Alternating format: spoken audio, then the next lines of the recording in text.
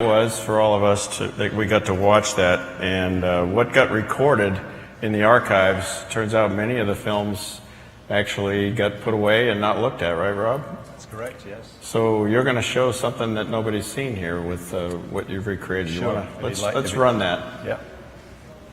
So what happened was a little while back, NASA sent me the negative of the film that was shot on the surface of the moon. 16 millimeter, the camera was in the window of the LEM, and it had been left running at 1 frame per second.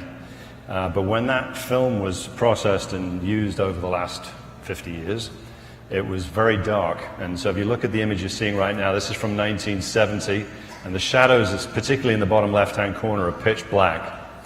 And the next clip, this is from the transfer that was done in 1999 that I requested. And that little white diamond in the bottom left-hand corner is actually Neil's helmet. And he's just completely invisible there.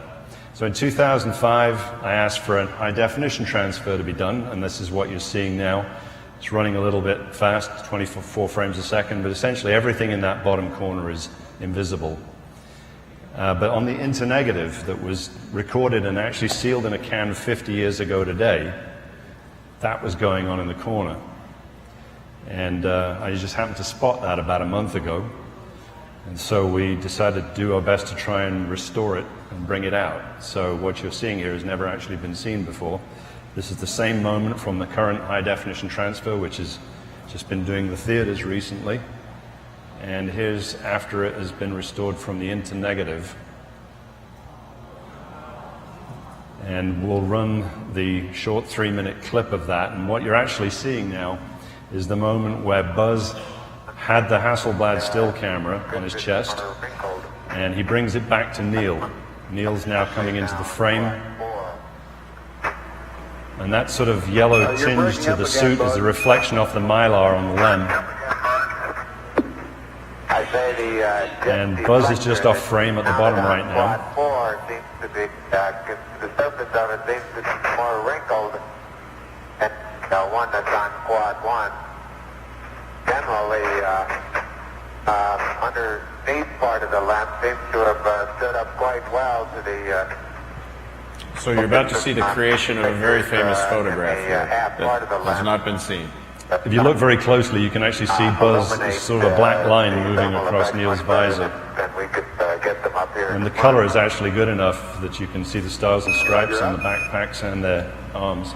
Now here's Buzz coming in, handing Neil the still camera, which is a moment that nobody quite knew exactly when that happened, but this is it. And Neil then takes it, bolts it back to the bracket on his chest. Buzz goes off and reports his suit system readings back to Mission Control.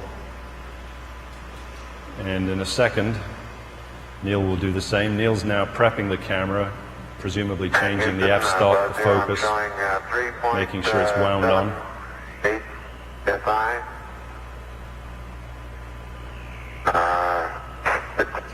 3%, no flags.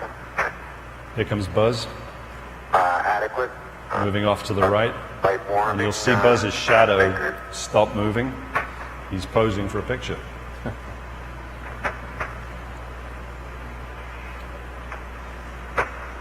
So Neil now takes Buzz's first picture. Roger, and Neil has 66%, O2, no flags, minimum cooling, and the suit pressure is 382.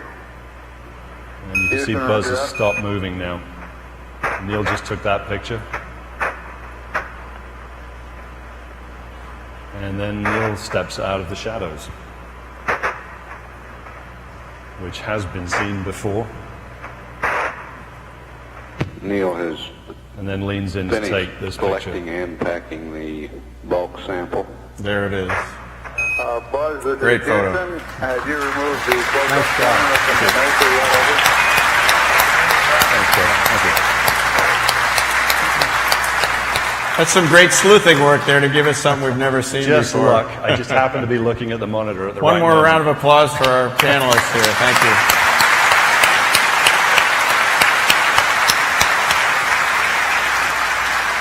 Okay, we're going to take a couple of minute intermission here to reset the stage for Joe and Mike. Be right back, everybody. Thank you.